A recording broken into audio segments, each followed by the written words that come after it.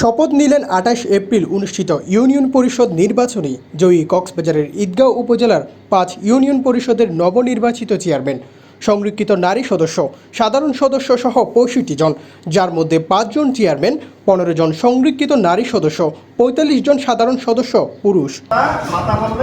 বৃহস্পতিবার সকালে কক্সবাজার জেলা প্রশাসক কার্যালয় ও ঈদগাহ জাহানারা ইসলামী বালিকা উচ্চ বিদ্যালয়ে পৃথক শপথ বাক্য পাঠ করান জেলা প্রশাসক মোহাম্মদ শাহীন ইমরান ও ঈদগাঁও উপজেলা নির্বাহী কর্মকর্তা সুবল চাকমা।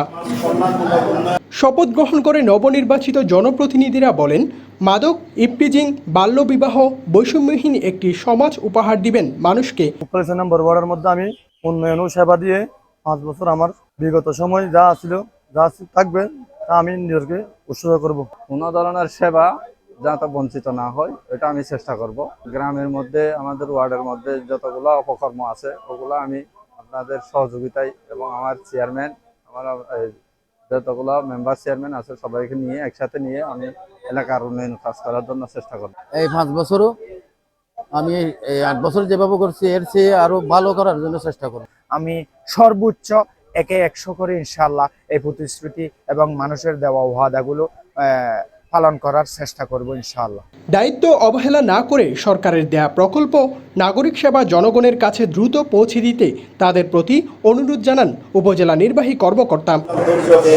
বিভিন্ন সমাজ কল্যাণমূলক উন্নয়নে আপনাদের সরাসরি অংশীদারিত্ব থেকে যায়। এছাড়া শিক্ষা, স্বাস্থ্য এবং বিভিন্ন যে নাগরিক সেবা যেগুলো আছে, ইভেন আমাদের ভোটার করি, নতুন ভোটার হয়, সেখানেও আপনাদের সম্পৃক্ততা থাকে।